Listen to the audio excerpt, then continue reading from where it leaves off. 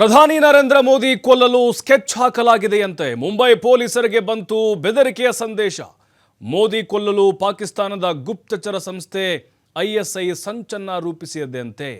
ನುಡಿಗ ಬೆದರಿಕೆ ಸಂದೇಶ ಬಂದಿದೆ ಅಂತ ಹೇಳಿ ಅಧಿಕಾರಿಯೊಬ್ಬರು ಮಾಹಿತಿಯನ್ನು ಕೊಟ್ಟಿದ್ದಾರೆ.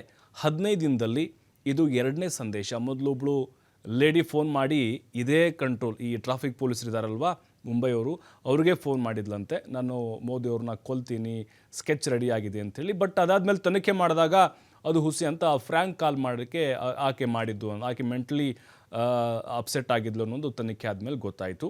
ಬಟ್ ಈಗ ಇನ್ನೊಂದು ಬೆದರಿಕೆ ಸಂದೇಶ ಬಂದಿದೆ.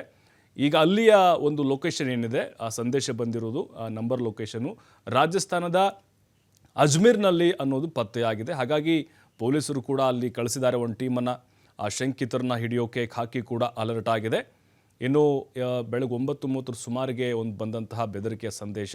ಇಬ್ಬರು ISI ಏಜೆಂಟ್ಗಳು ಮೋದಿಯನ್ನು ಗುರಿಯಾಗಿಸಿಕೊಂಡು ಬಾಂಬ್ ಸ್ಫೋಟ ನಡೆಸುವ ಸಂಚನ್ನು ನಡೆಸಲಿದ್ದಾರೆ ಅನ್ನುವಂತಹ ಒಂದು ಸಂದೇಶ ಇದು.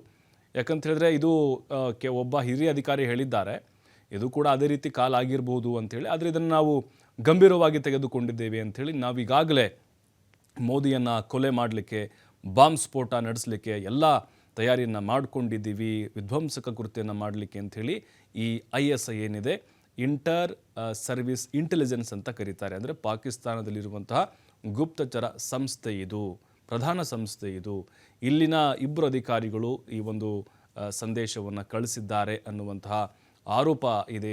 ಇದನ್ನು ಗಂಭೀರವಾಗಿ ಮುಂಬೈನ ಹಿರಿಯ ಅಧಿಕಾರಿಗಳು ತೆಗೆದುಕೊಂಡಿದ್ದಾರೆ. ಯಾಕಂತ ಹೇಳಿದ್ರೆ ಪ್ರಧಾನಿ ನರೇಂದ್ರ ಮೋದಿಯವರಿಗೆ ಇಂತಹ ಬೆದರಿಕೆಗಳ ಸಂದೇಶಗಳು ಬರುವಂಥದ್ದು, ಥ್ರೆಟ್ ಕಾಲ್ಗಳು ಇದು ಮೊದಲಿದಲ್ಲ, ಈಗಾಗಲೇ ಹಲವು ಬಾರಿ ಬಂದಿದ್ದಾವೆ. ಆದರೆ ದೇಶದ ಪ್ರಧಾನಿ ಆಗಿರೋದ್ರಿಂದಾಗಿ ಇದನ್ನು ಬಹಳ ಗಂಭೀರವಾಗಿ ಅಧಿಕಾರಿಗಳು ತೆಗೆದುಕೊಂಡಿದ್ದಾರೆ. ಯಾಕಂತ ಹೇಳಿದ್ರೆ ಈ ಹಿಂದೆನೂ ಕೂಡ ಕೆಲವರು ಬಹಿರಂಗವಾಗಿ ಬೆದರಿಕೆಗಳನ್ನು ಹಾಕ್ತಾಯಿದ್ರು, ಕೆಲವರು ವಾಟ್ಸಪ್ ಸಂದೇಶಗಳನ್ನು ಕಳಿಸ್ತಾಯಿದ್ರು, ಮೇಲ್ಗಳನ್ನು ಮಾಡ್ತಾಯಿದ್ರು, ಕೆಲವೊಂದಿಷ್ಟು ಅದರಲ್ಲಿ ಹುಸಿ ಕರೆಗಳು ಕೂಡ ಆಗಿತ್ತು.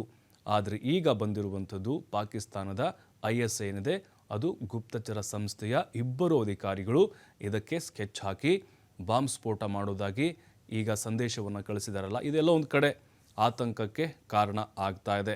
ಆದಷ್ಟು ಬೇಗ ಇವ್ರನ್ನ ಪತ್ತೆ ಮಾಡ್ತೀವಿ ಅಂತ ಅಧಿಕಾರಿಗಳು ತಿಳಿಸಿದ್ದಾರೆ.